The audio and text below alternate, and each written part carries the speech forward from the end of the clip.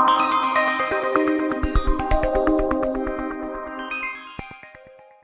we have a nice split here. We're going to talk about paid versus earned media.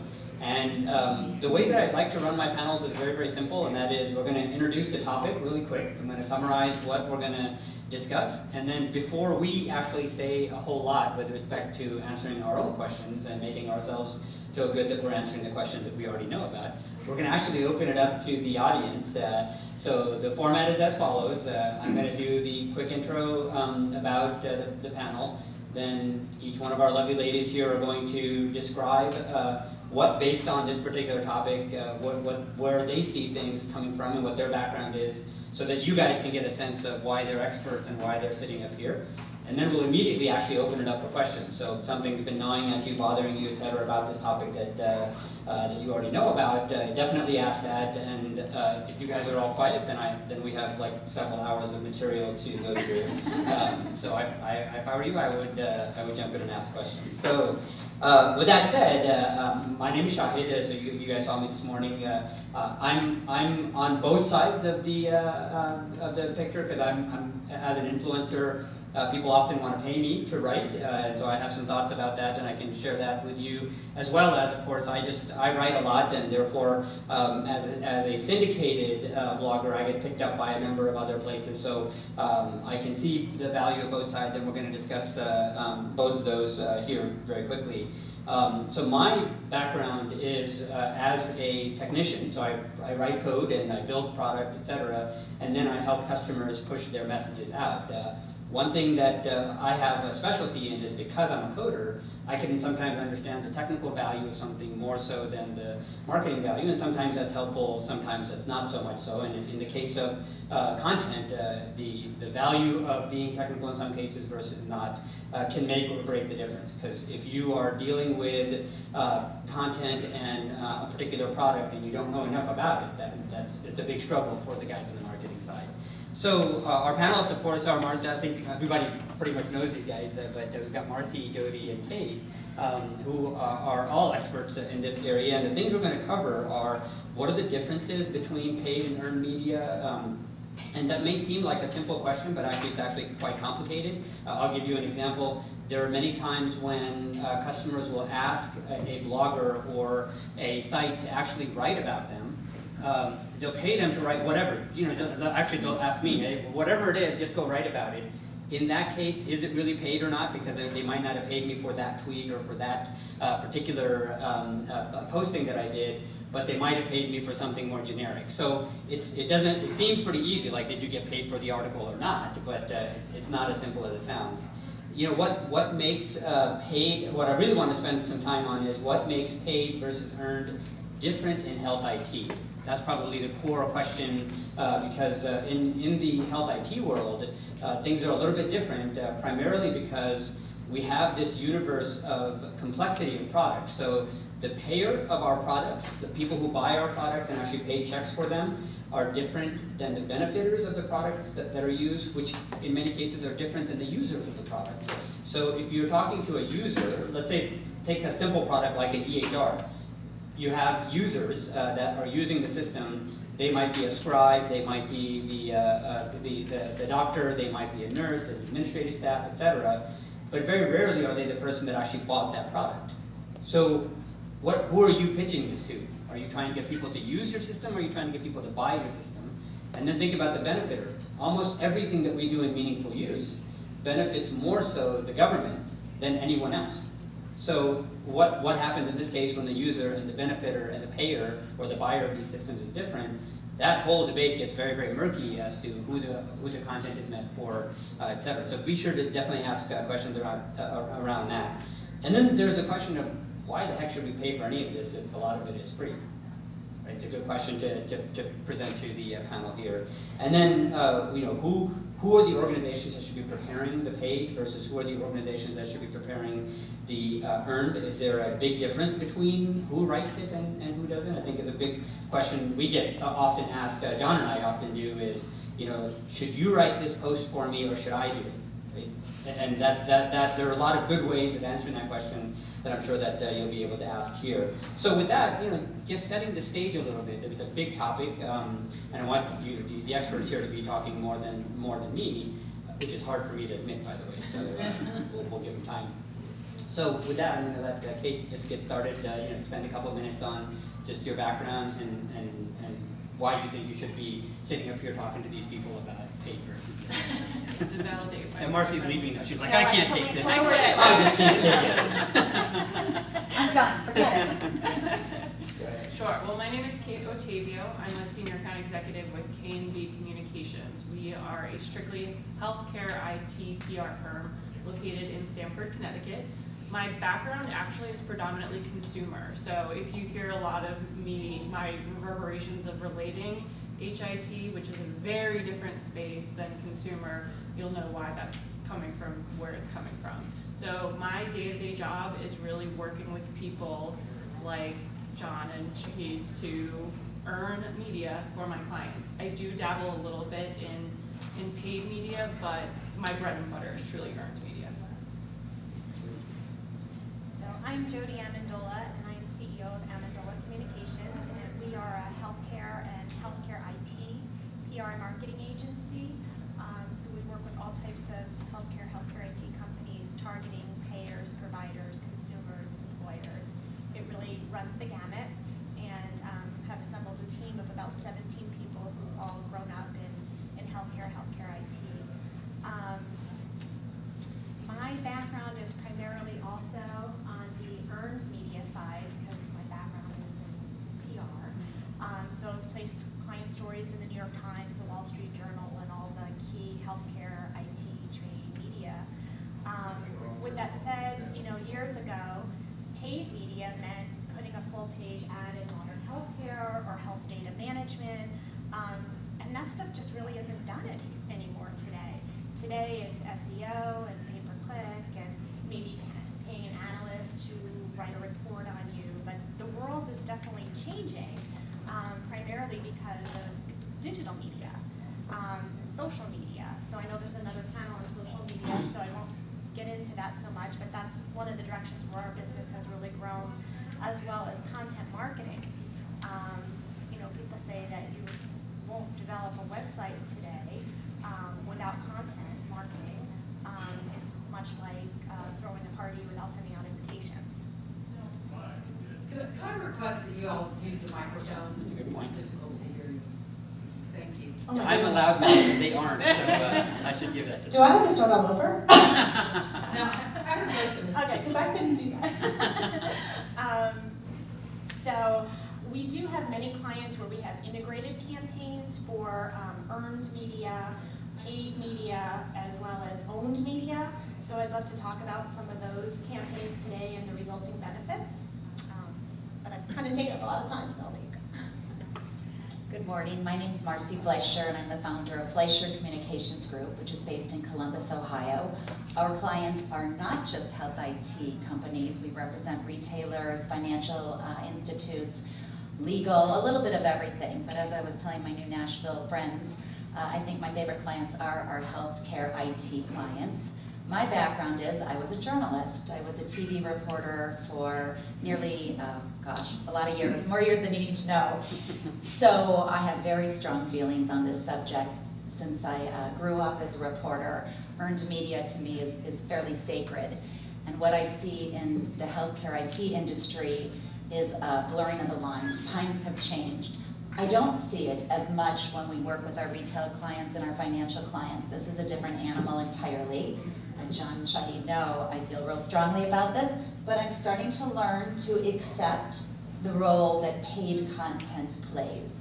But I would still say that overall, our clients are looking for earned media first, and we'll talk about the reasons why, but they recognize the importance of paid as well. Just out of curiosity, anybody in the room that doesn't know the difference between paid versus earned, just definitionally, like just paying for a placement versus earning the placement because they want to. So that's the broad audience, the broad topic. But I'm going to now appreciate the quick introduction, so you can see these guys have done this work. Any quick questions that you guys want to present to us first?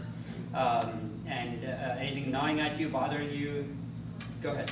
Well, I definitely understand the difference between paid and earned, but isn't there kind of a blurring of even that line from, I mean, if you're working with a PR firm or a consulting firm, you're paying that firm to make sure that you're going out and getting that. Nitty-gritty. So you're still paying it one way or another.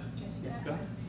Yes, but we're talking about when you advertise in something or you sponsor something, you're paying the media outlet to run it.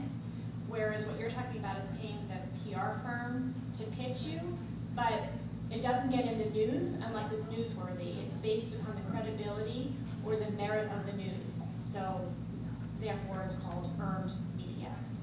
But I do understand what you're saying. Yeah, I can't argue with you. It's much like, even content marketing. Usually you're paying somebody to write the content, right? It doesn't come out of your paid budget.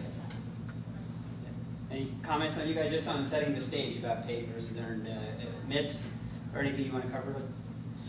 I could tell you your comment I've heard directly from a CEO who kind of laughs and says, you say it's not paid, I pay you every month. I explain that he or she is paying me because they're running their business. They wouldn't begin to know who to pitch, how to pitch it, and how to do it successfully. So they're paying me for that expertise, but you're right, there is a fee to pay in order to secure earned media. You might get lucky on your own once in a while, but not consistently. It's funny that you say that. I don't mean to get us too far off the path we're on, but at the crux of who I am as a person and a professional, I am a public relations person. I've learned so much over the time that I have spent in health IT. I now know what natural language processing is and revenue cycle management, and I know every acronym there might be. But at the end of the day, like you said, we are your expertise so that you can run your business and that we could get to your influencers in the way you see fit and the way we see fit as your consult. Other questions? Come on. Nothing's been John said bothering we you were guys? having a battle. Yeah. All right. So let me just continue the conversation then. So most of you guys are saying, oh, there's a question. Go ahead. I have a question. What do you do in a situation where the media outlet is sort of trying to steer you to pay in exchange for earned, sort of like, well, we might consider covering your client if you take out an ad, or, I mean, I've never had anyone blatantly say that. They won't blatantly say that, but they'll sort of allude to it, so then it's coming from that end. How do you deal with that? I think it's stronger than alluding, and Jennifer makes that point. I have absolutely had, from the largest outlets to the smallest, pitched a story and they listen respectfully, and then when they're done, they connect me to the sales department. And as I said, because I was a journalist first and foremost at heart, I cringe. And I forward that request to the sales people in the company I'm working for and let them handle it if in fact we are trying to secure pure earned media, because I don't think the line should be blurred in that case. However, it happens and I send it to sales, and I recommend to the client, you look at that opportunity in sales for what it is, but let's keep the earned media and the paid advertisements separate, because they should be, otherwise we're diluting the media we receive. It's no longer credible. If I have an editor or an ad rep ask me that, I ask them point blank, does this mean that if we don't run an ad, you're not going to run the news? Because then I'm not interested. Because this story has legs. So you make it opera, I like that. I do. I do. I said, and the church and state thing. I mean, there are a few publications that you kind of know what it is, but for the most part, it really should be separate. I think that the challenges that we face in that certain instance are why earned media is still so valuable. And the beauty of saying, sorry, I only do PR, I can pass you along to my advertising person, or I can pass you along to the salesperson with the client directly. It has to be a separation of church and state, or we truly lose that validity and that third-party credibility. But I think I always look at it as this. Publications have to get paid to do what they do. They have to earn an income, and I respect that. They're a business. But those that do so aggressively, do you want to be involved with them? And are they that valid if the whole space knows that they operate that way? That was a great question. So we're talking a lot about the social or writing aspects of it, but one other thing to keep in mind is that there are a lot of events that work that way, right? And that's probably more likely to happen in an event scenario where you say, it's okay to get a spot on a stage. I do have to pay because they won't tell me what to say or what not to say. Like, I just ran another event on Thursday that so a couple of large companies got to spend 10 minutes, 15 minutes with the audience on stage. They wouldn't have otherwise gotten it had they not, but we didn't control what they could or couldn't say. So that I think is the key, is not only are you paying for it, but did they influence what you're saying? That gets a lot worse, I think. Mm-hmm. Question back there? Is there opportunity in paid media, or would you say stay away? As I said, in healthcare IT, bylined content, I think, is a very valuable tool. And often you are paying for bylined content. Webinars, white papers, those are the kind of content I think that is valuable to reach the right audience, and you definitely pay for that. There's no option, there's no two ways around it. That's what I like to see my clients pay for. I think it's reaching the right people. Now, with that said, I prefer that we, either their content firm or within the healthcare company themselves, that they write it so that it's exactly the way we want it. But there is a budget for that, and I understand why we use it. There are other outlets where, as I said, I think the lines are blurring. Some of the websites you guys run, the content is terrific. Is that an acceptable means of paid media? I think it's a case by case. I don't think you could just say yes or no. You have to look at the opportunity and make that determination for that client. I think there should be a healthy cross-pollination of everything. Obviously, we work with a lot of startups, for instance, and they don't have the budget for advertising specifically. It's a fact, PR is cheaper, despite the fact that some of you might have sticker shock when you get your bill from your PR firm. I'm sorry, I didn't make it up. But the beauty in all of it is, how do I take that advertisement and use it in social? How do I take that social and use it to my benefit in earned media? It's all about the happy medium. There's got to be, someone please come up with a yin and yang sign of how it can all work together beautifully. I mean, there are other instances like paying an analyst firm to write a report on you. That gives you, especially as a startup, a lot of credibility. And then you can leverage that content for earned media as well. And like you said, speaking opportunities or sponsorship opportunities, like IHT2, for example, you cannot speak at their show unless you pay $10,000. Which I don't like. I say if you pay, very large companies should because they need that space, but there are some places where startups should be allowed. I mean, we do that. So if you're a small company, you'll almost always get, because I'm a small company guy, so we do that often. But it is a case-by-case basis. Did you have another question? I was just gonna say that when you're trying to figure out how to cross-pollinate and ask for other things you want. If you're gonna pay for the ad, not just pay for the ad and the story, is there an opportunity to either get a discount or a free spot at their next big conference, or kind of just make a list of, Yeah, everything's make a negotiable. list of everything they want and start going down the list. If they say, well, we'll do a story on your client, but we want this. Okay, well, I want this in addition to the story of my client. Mm-hmm. One interesting, and I'll ask all three of you guys this is, so I'm an engineer, everything I do is structured. So I think about who produces content, right? Where the idea comes from, what the challenges might be, et cetera, with the production of that content. Then there's the actual creation, the writing of it, the formulating of the actual content. And then there's the distribution of that content. I think saying paid versus earned kind of simplifies it, but it's actually more complex, right? If you, like a lot of people hire me as an influencer to tell me what should I write about, but I'm not the one actually doing, so they might, interview me for half an hour to an hour, they'll pay me for that particular service, but then they'll go off and write it. That I think is very, very good because that's kind of like independent market research, it's the analyst time, et cetera. That's my favorite kind, where you know what's important, and so you're interviewing someone who has some knowledge about some certain area. Can you guys comment on, that part of knowing what to write about is one problem. Doing the actual writing is another problem. You might pay for both of those, but that distribution, I think, that third piece, which is, do I do it as a webinar, do I do it as a blog posting, do I do it as a tweet? that's where I think this whole debate about earned versus paid comes in. And why do you think that is? Maybe just Kate talk about Well, it. do you want to take it first? Go I ahead. was gonna say, it really depends what the intention of the piece is for. Yes. What's your end goal? And usually, we parse out content to leverage through multiple mediums, so I agree, normally you can get a tweet out of it, you can post it on your website, you can use it as a handout, most pieces have multiple legs, as we say. The one other thought that popped into my mind, for paid, media, I guess, is, awards now, like Red Herring.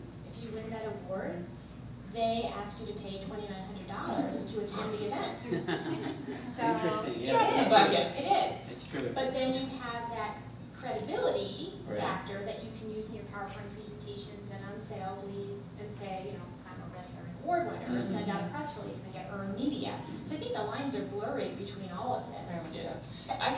so. Sorry, I was just gonna say, and don't forget to vie for the award, there's a submission fee. Exactly. Yeah. So when you see these And time companies that and money have spent, 15 yeah. awards, they spent a lot of money to get there in the first place.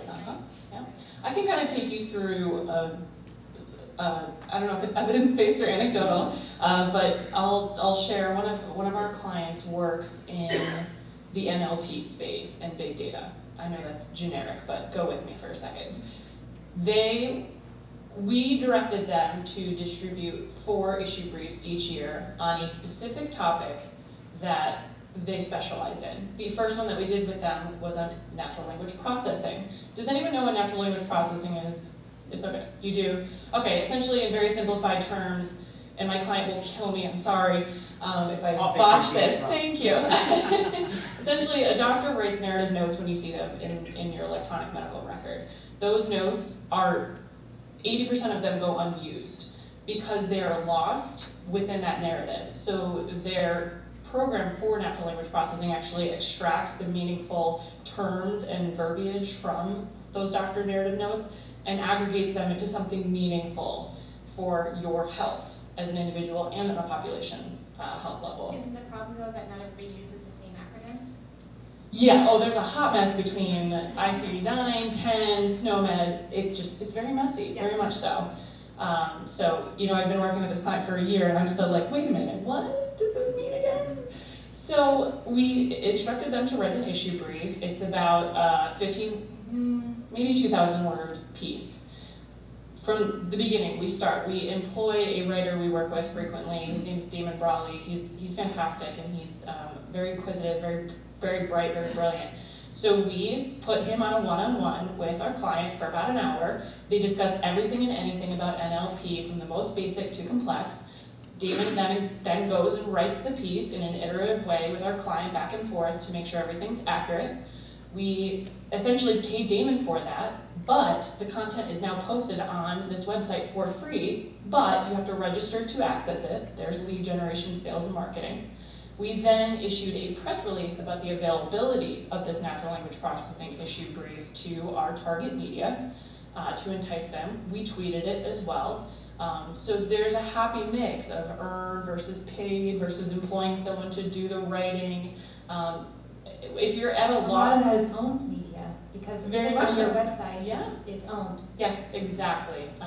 Do people get itchy about who writes this stuff because it is so complex? We're not dealing with lipstick branding here. We're not working for CoverGirl. We're working for people trying to make a difference in healthcare and hopefully save lives and make a bigger impact when they leave and go home to their kids. But do people have questions or ideas or thoughts about that? I'll pose that to the audience. Who writes my material? Because A, I don't have time, B, I don't know it well enough, and C, my client doesn't have the time to tell me what it is. Most of my clients as a marketing consultant insist that somebody else writes it. Mhm, They a know their specialist. weaknesses. Yeah. And how do you respond back to that? Do you think that that's a good idea? I think it is a good idea, Mhm. because most people are too enamored by their own stuff, and they cannot step back and take an objective view of what is being presented. Exactly. They Yeah. can't look at it academically. Right, go ahead.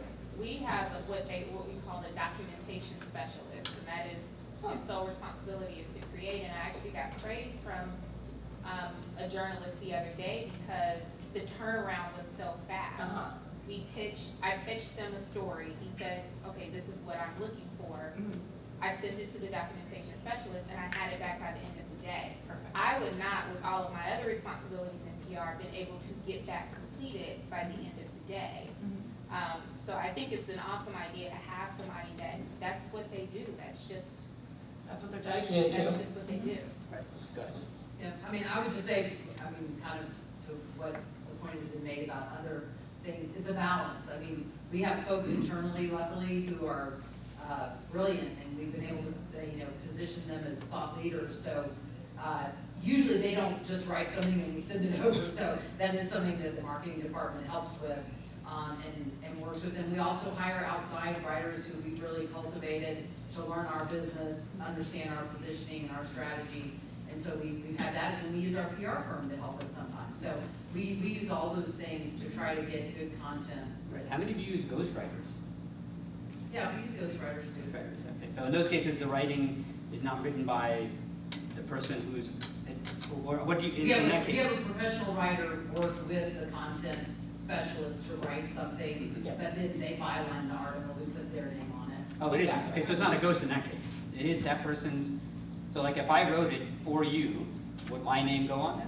No. No. No, okay, so No, it's it goes to byline, it goes to them, I see, got We, it, got we it. create a good deal of bylined content for our healthcare IT client, and it's the CEO's name that gets put on it. He's not writing it. We have one writer or two typically assigned to the account, and they do it from the beginning to hopefully it never ends, so that the voice and the quality is always consistent. And we leverage it, which is what we've been talking about. They don't have the budget anymore or the time or the manpower to do one-offs. You have to take that one piece and make sure you've used it everywhere you can. So is it repurposed into a webinar? Do you make it a rapid read? We do lots of rapid reads instead of white papers now. Instead of 3,000 words, 4,000 words, they're 450 words. They're one-pagers, they're quick. We make sure that's on LinkedIn. We make sure it's on Twitter. We make sure it's on the website. We've created a resource library so that every piece we secure is used multiple ways, so you see a larger return on your investment. So why is it that you guys then, if you think about the ways in which content is paid for, why was the question, do you think, the biggest question is around distribution? What does it matter whether you, because you're going to pay for everything except the placement, the distribution? And just comment on that as to why do you believe that that's the case, and why is that a big deal whether you pay for the placement or not? Well, there's I don't know if I'm directly answering what you're asking, but there is third-party validation and credibility. If I'm think about people's attention spans nowadays. They are vastly shortened from even 2 weeks ago, I'm sure. People are sick and tired of being sold to. I fast forward, I DVR all the shows I watch because I cannot stand, I don't have the attention span or the patience to sit through somebody spewing information at me. The ways that I buy things, the ways that I am influenced is through engagement and through some other source that is credible telling me, yes, this is why you need this in your life. There was an earlier point made, in the analyst discussion, tell people why what you're trying to give them is good for them. And you can't do that when you're constantly just blasting blatant advertisements. I loved the other point made about marketing that looks like marketing is third-rate marketing. That's brilliant. Well put. So a question about placement then, what makes placement different than all the other payments that are being made out? I think this audience in healthcare IT is smarter than a lot of other audiences, and I think they see the difference. I think they recognize editorial content as opposed to paid content, and therefore the credibility is on a different level. I do, we get that kind of feedback when we have a story in health data management or healthcare IT news, and it's true editorial content, and you take a risk. We tell clients all the time, I'm not writing this anymore, we're taking a risk here, but we've supplied the elements we know that outlet needs to tell the story we're looking for, but I think the audience recognizes the difference. So, well, I agree with what both of you guys said, because PR or media has that credibility. There are time and place where you want to pay for something. If you have a product launch, if you're attending a trade show, if you need something that has a call to action, you may want to, supplement the earned PR with some paid media. Great. Other questions? Pushback? Yeah, go ahead. So how do you measure the ROI in earned media? And what are the differences between the two? Like what measures are you, or what factors are you measuring? Back when I was an intern, we did things called ad equivalency. Yeah. And it was awful. I literally was a poor soul trying to figure out if I even wanted to work in PR. Measuring with a ruler how big an advertisement cost in this print publication and saying, you paid this much this month in public relations fees with our agency, that ad would have cost you $50,000 and you paid $25,000, for instance. It's a lot blurrier now. I don't know if I can put it maybe as eloquently as these ladies can, but that was the old way we did it, and I don't think there's really been a perfect algorithm or equation to figure out what the actual ROI is. The crux for me is when my client comes back to me and says, we got a call because of this story. That happens once in a blue moon, I'm sure, for most of us, but that's the beauty of it, is when it actually does have something come to fruition. PR is one of those things that's just not easily quantifiable. Yeah. I mean, this has been the age-old debate, right? So, in fact, we still do, for some of our clients, do the ad equivalency because they want real numbers. How do you do that digitally? You mean digital or just? Focus or Cision will still give Yeah, it to you. Well, The database I mean, that there we are all use services will still give that it will to you. do that for you, or you can come up with some type of formula Mhm. and follow that, but it is somewhat archaic, but for those who want a number, it can be done. There are tools that you can also use, like for social media, there are analytical tools that will track. Websites all have tracking tools, so usually, on the day you send out a press release, you're gonna double your volume. I mean, it's just, they're not, it's difficult, but there are measurement tools you can put in. Paid media, obviously, you're gonna have a call to action, you're gonna have a lead gen, you're gonna have a BRC code, it's pay per click, it's SEO, you have analytics tools that you can actually see, it's a lot easier. Would you argue that earned ROI is stronger in the long run than paid? It is. I mean, you can send out one press release and secure limitless placements, right? You can get interviews, you can get little blurbs, you can get articles out of it. Where if you pay for a spot, you're usually paying for that just one spot. Or you could do a really bad job of that ad and then it lives in infamy forever. We do provide clients, if we place in an outlet, what the circulation is, more importantly, who they believe their audience is, in a press release, how many people clicked on a hyperlink that we included, and all of those kind of measuring devices. But I think you're right, and I said Focus and Cision will still tell you what the ad equivalency is in the publication.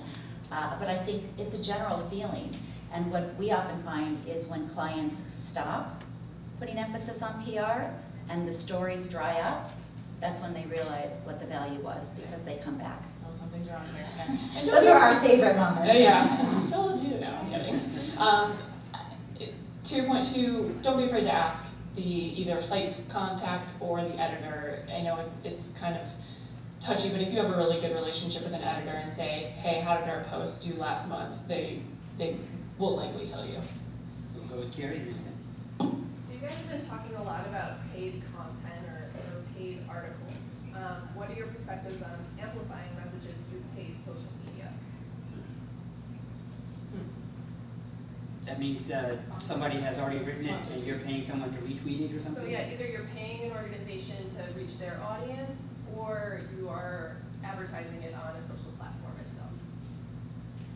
We haven't tried it. We have not. We certainly not with earned media. We haven't.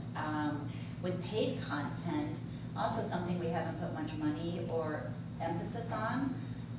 But it'd be something to think about. It'd be hard with earned media, especially if you've got an article running in one outlet and you want to promote it somewhere else. I'm not sure you can do that very easily. But we haven't tried it. We've had instances where we've had a digital influencer retweet or tweet something about our client, and it's just been super impactful. But did you pay that person to do it?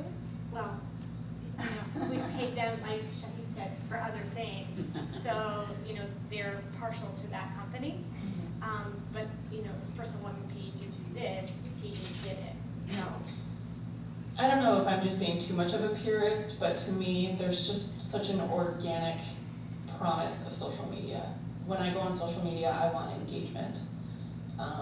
So while the purchasing of influence does happen, hopefully the sophisticated people know that it's paid for.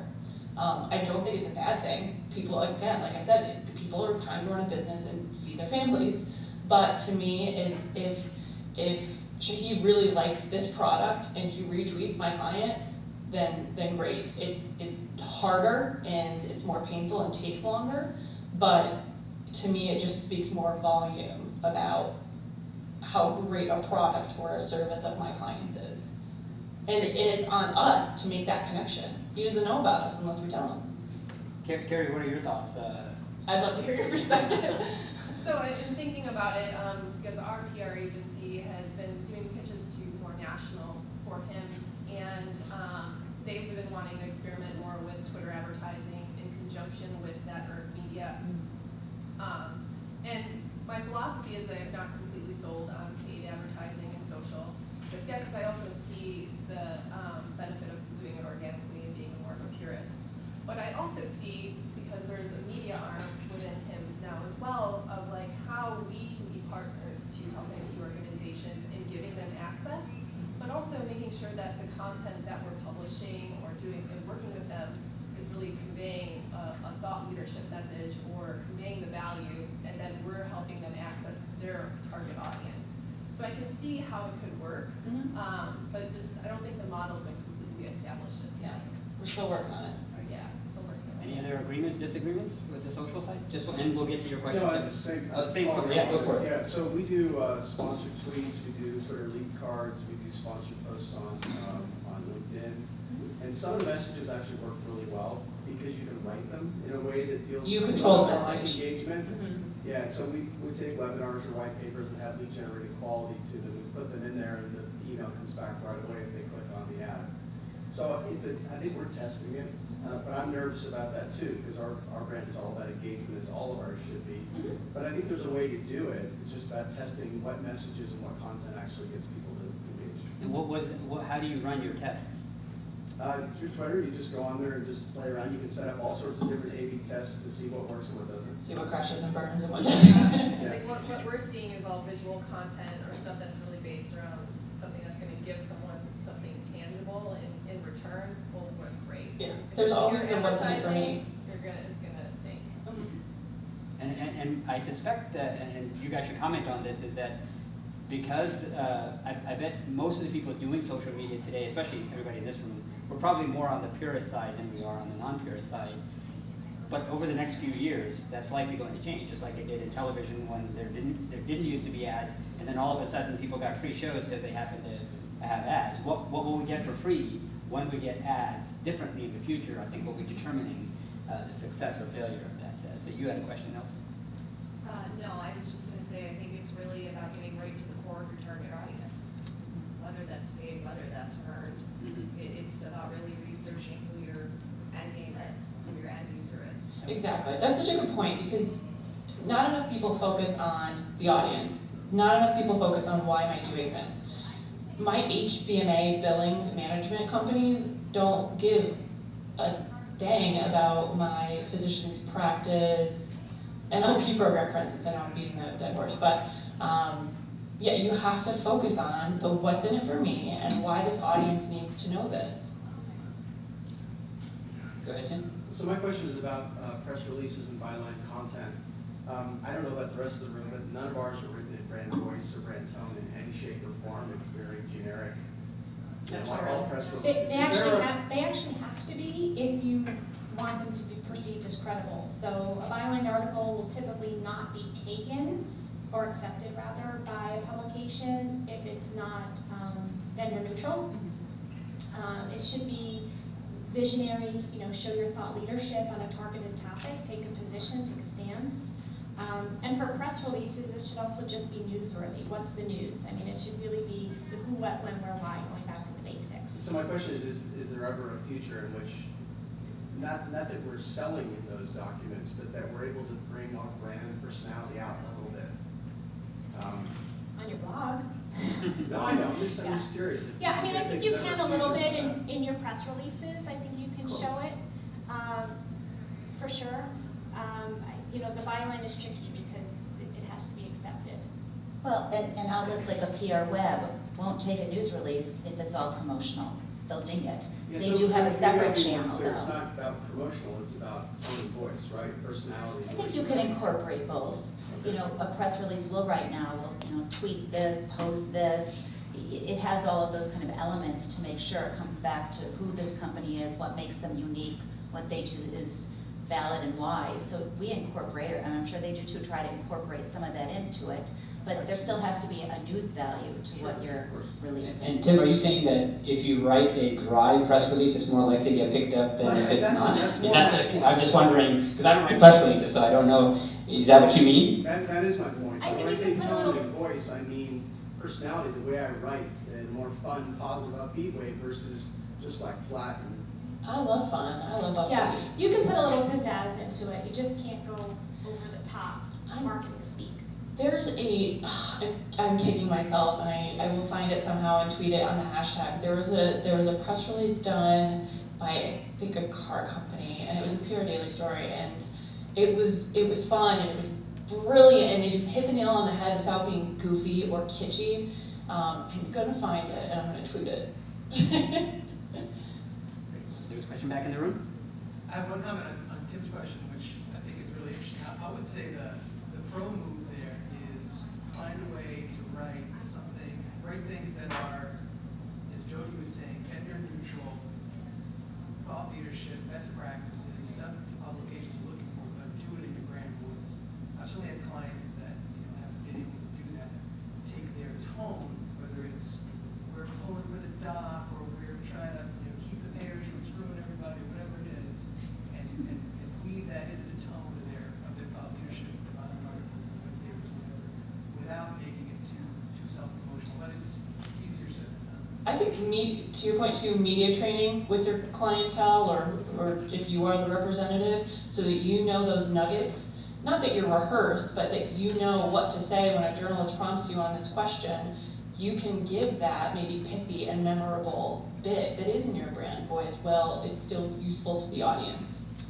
One place where you can have your sense of humor, your brand personality, if you want to post something, is on His Talk Readers Write. You know, they accept 500-word byline articles, and that's the ideal forum to really showcase your opinions. No, so Can I ask the audience a question? Yeah, absolutely. What do you perceive as the value of an outlet such as His Talk? We were having this conversation before this panel, because we're experiencing clients who are not so favorable, not so high on His Talk anymore, because they recognize that sponsors who pay more are perhaps getting more coverage. And suddenly, an outlet like His Talk, which used to be the holy grail, I've watched it go like this. I'm curious what the feeling is out there. It's clearly a pay to play on this phone. I mean, you definitely have the rumors and different Reg. Potential clients or organizations out there saying what's going on. It's a great place for that. But when it comes to vendor rankings or any kind of mentions about vendors, it's clearly their advertisers get. It's so interesting too, because they relegate their sponsors most visibly to that sponsor update tab where they give them a sentence, but that's still the perception. That's really interesting. Yeah, but the reality of our world is that His Talk is very influential and Very much has so. changed our healthcare IT world. So news is not vetted. You can put a rumor on there. They're gonna put news on there, regardless of whether it's true or not. And so you have to be prepared for that. So when you're planning to announce something and all of a sudden, your timing gets thrown off because you no longer have control because somebody now leaked it to His Talk 3 days before. And so you have to have, that plan in place to be proactive. And it, His Talk sort of, you're right, blurs the lines between earned media because, whatever you send in would get submitted, right, that I guess is earned. However, if you pay for your sponsorship, It goes right down to the sponsor. you can get an interview, you get all of your press releases posted, So it's definitely. But it's also in how his talks about you. I mean, or mentions you. They might not slam you, but they will It's colloquial. tweak it, yeah, to either put you in a good light or questionable. I can say that I've seen a shift in my organization from what we would consider traditional paid media into the gray area that we're talking about. Our investments are not necessarily in a full page ad somewhere, but they're more in partnership with his talk, with hymns, Yes. with class, all those things. Because what we see is the influence, even though it's gray, and everybody kind of knows it's gray. I mean, we all sit in this room, we're not the only people who think that, but at the end of the day, you're still reaching the folks you want to reach. Exactly. And although the question about gray is, so it's a different audience here. Do the readers at his talk still feel it's gray, or we think it's gray because we're assuming that the readers might think But that that's it the is? point where I think this is. That's exactly my Yeah. comment. So while everything you say is valid and true, my head of sales for our 700 vendor partners, Still values it. he would rather have a mention in his talk than the New York Times, and I'm not kidding. So Wow. what do I do? It You know? comes down to education and showing numbers and my sharing concern- feedback with My us. concern there is what you said about the rumor or whatever. If we're not sponsored, then they won't call and verify. They'll just run it whether it's true or not. And that's, a problem I have with the integrity of the journalistic nature of which the stories that are being run. It's a blog. What are we talking about? Still. I'm joking. Well, yeah, we run into, that's a huge challenge for all of us nowadays.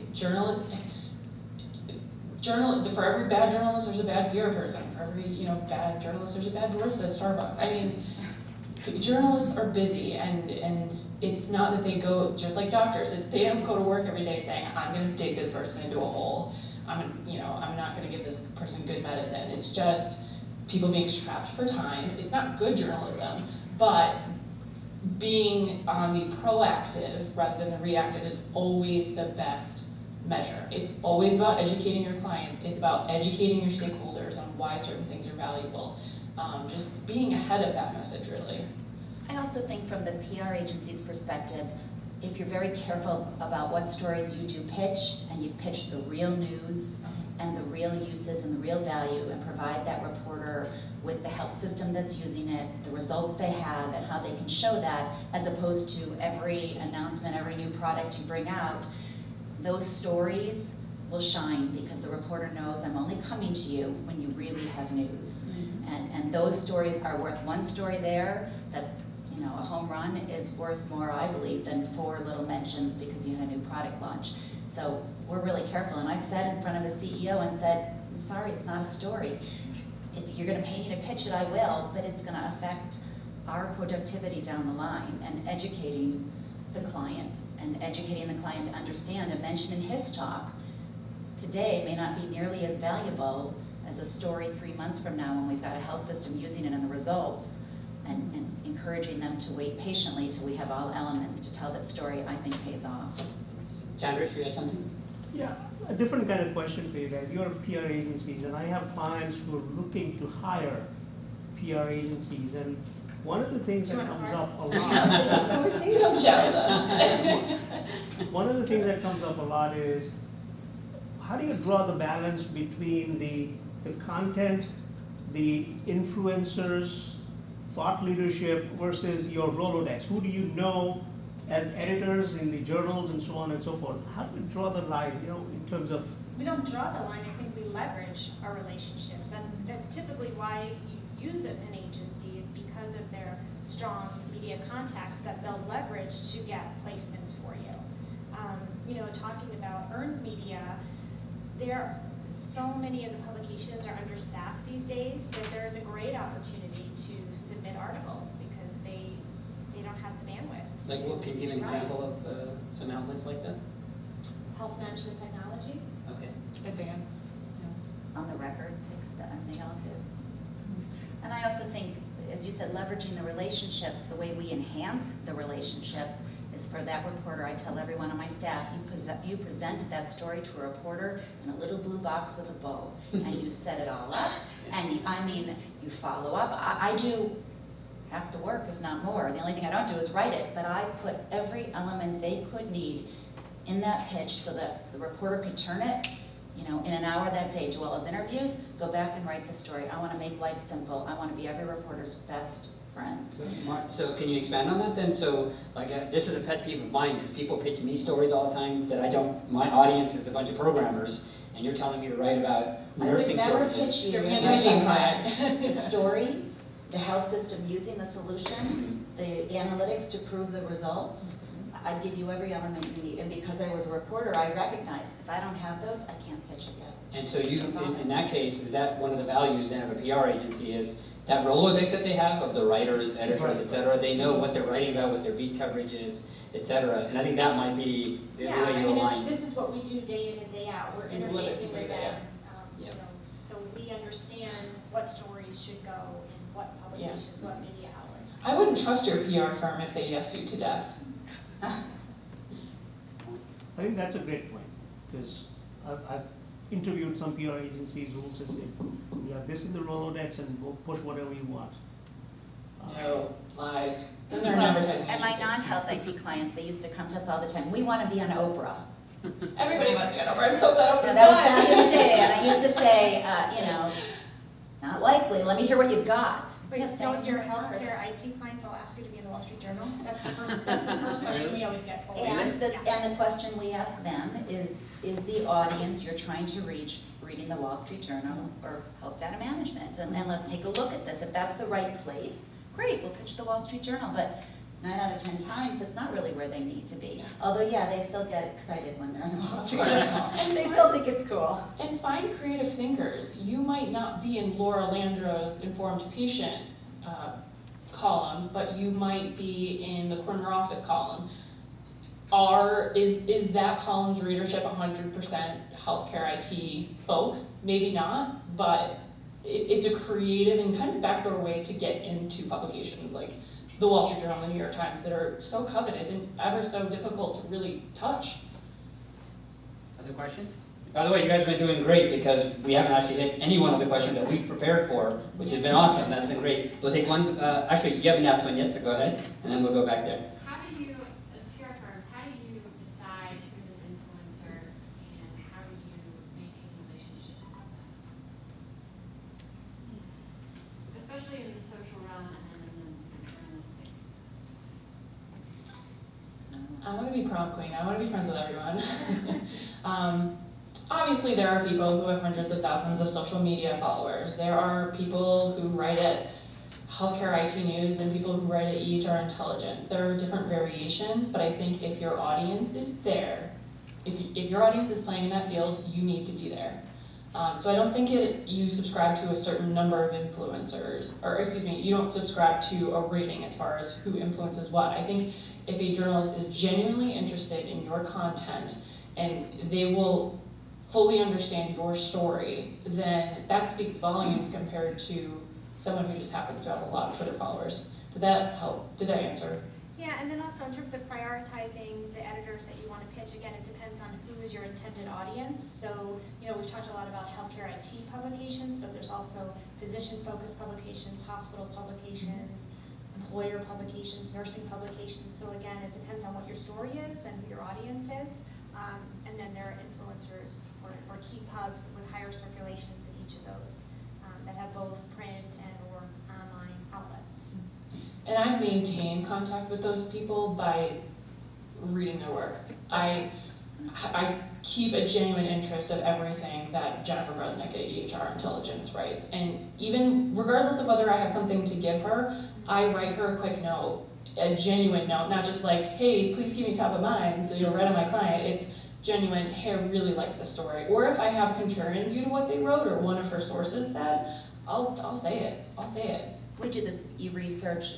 Our company makes enterprise data warehouses, so we're reading everything that's written, everything that we can manage on that, watching what they do so that we can jump off a story. If they ran a story on Monday with this much of the story and we can add to it, we'll suggest it to them. And we're looking at things they do that maybe are in the same niche, but a little not exactly where we're targeted, and commenting. We offer a lot of times expertise and insight, even if it's not going to be beneficial to the client, but if we think we could help, in some way or provide them some background, we'll do that. And in our other industries, people will call me, I need a couple that has 2 dogs, a goldfish, and a cat, and how they manage their pets. And I'll help them find who they're looking for, so that next time around, when I'm pitching to them, they know I'm helpful and I'm useful. So we maintain relationships and value that at the end of the day, probably at the top of the list. And so was your question how to identify them or how to engage them? Because I think the engagement question, there's a beautiful answers for engaging them. Are there folks who have comments on how to find them, I guess, maybe? Kate answered that. Okay. Great. You had a question back there? Well, yeah, I had a good getting back to paid versus unpaid, because I thought Marcy made a really interesting comment earlier about supplementing or complementing unpaid coverage with paid as a way to, kind of leverage it further. And I think that's often a really effective thing to do, try to get an ad in the publication that's writing the article. At the same time, sometimes that takes away from the credibility of the article, especially if the ad's in the facing page, or if it's an online piece and the banner ad is right there, it gives the impression of sponsored content when it's not.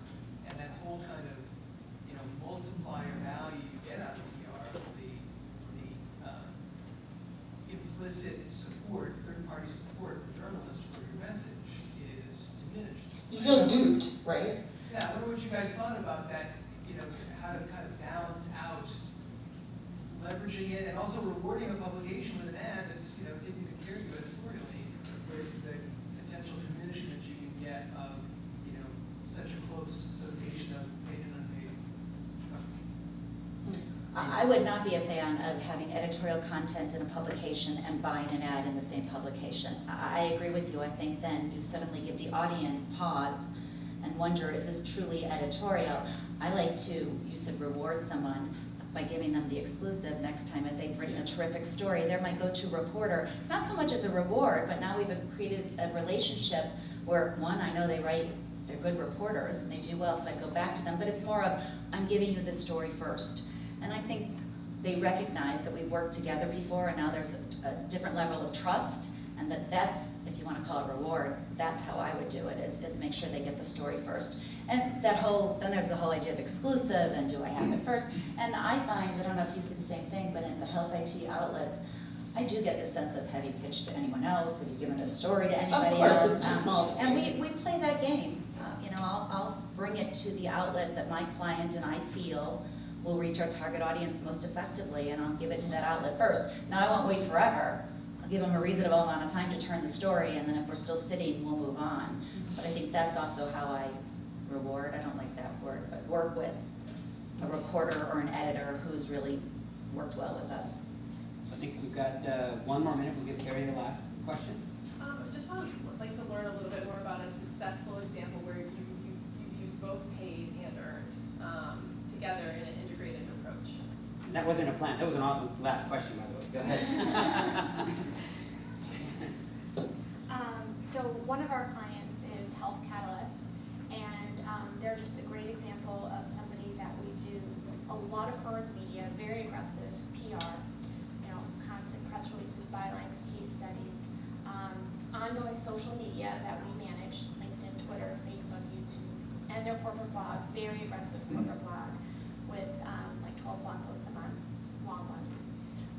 And then we also do a very aggressive content marketing program where we're writing an ebook a month, a white paper a month, how-to guides, success stories, on and on and on and on. They also do pay-per-click and SEO. And this is why I brought my paper up here, so thank you. So in 1 year, they had 88% conversions to qualified leads, 307% growth in website views, 293% growth in website visitors, 610 growth in web traffic generated by social media, 261% growth in natural SEO, and then a 70% growth in Twitter followers. So, I mean, we believe in integrated campaigns, and I know today we've talked a lot about earned media and all of our backgrounds and strengths are in earned media, but when you have the money and can do an integrated campaign, it speaks volumes. So what was the budget? Yeah, exactly. No, I have to give you kudos. I literally just had a client say, we want to be health catalysts. Right, And I was gonna like, say, and if you've gotten a ton of VC money, One separate test.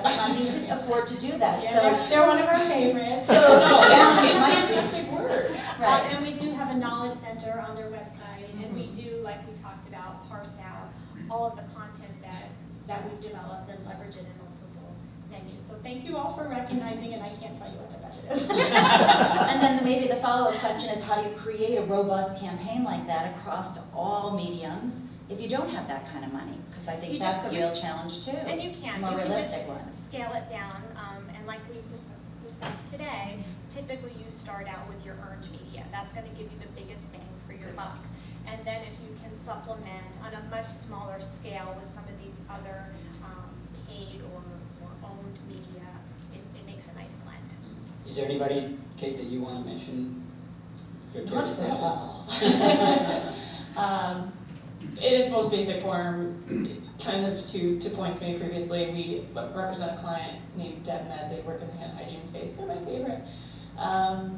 They consistently produce advertorials in healthcare purchasing news, for instance, and the editor comes to us frequently for news. I mean, do they come to us because we get an advertisement? Likely yes, but there's the happy medium of us actually giving them real news. If you get an article because you bought an ad and it's total fluff, people smell that, people know. But if you happen to advertise in this publication because it's your target audience and you have the budget to advertise, and the article actually gets at news and is actually meaningful for the readership, then great, whatever. We can't have one or the other. And so, Marcy, you get the last word. Well, and we find in a smaller scale is if we take a success story for one of our clients and create a case study, create a news release, create a rapid read on it, create a series of tweets on it, even just one success story, and leverage across multiple mediums, so earned media and paid media and content we generate, we find those are the ones that give us the biggest bang for our buck. And it's not the buck like that, it's much less, but it's very effective. But it's got to be a success story where one of our clients are talking about what we've done for them, and those are the best. I think those are the winners in the end. All right, so now you guys see why they were up here. So this was great. Let's give them a round of applause. Two quick notes. One, did you guys like this format where we didn't come with our questions and you guys got to ask? Yes? Show of hands, everybody like that format? Yeah. All right, good. We're going to be continuing to use that. Second, as is true with all influencers, even though we were up here, it's not necessarily true that we actually knew everything that we were saying was factually based. These are anecdotes. You got to keep remembering that. Anecdote-driven design and anecdote-driven marketing plans are not that great. So we want to make sure we push back on everybody and say, well, why do you believe X? Not because of just past experience, but show me where the numbers are in some cases. Not all cases. Numbers don't work in all cases, but in many cases they do. And this is why, Chandresh asked a good question is, how do you push back on the PR agency? How do you know that they know what they're doing? Half of it will be experience, and the other half will be hopefully some numbers that they can prove either with other clients or other things. And the only thing I know you're waiting for is figuring out where lunch is. So that's, you're just going to go through this door back here where you guys had breakfast this morning. How many of you were here for breakfast? All of you, right? Yeah. So back over there, and you're going to just get your food. And we've set it up so that you can spend time with the exhibitors. There's chairs and everything, tables, so you can spend time with the exhibitors there. Or, of course, there's the Collab Lounge where you can eat as well. So we have a 1 hour for lunch. We'll be back here at 12:45. All right, thank you guys.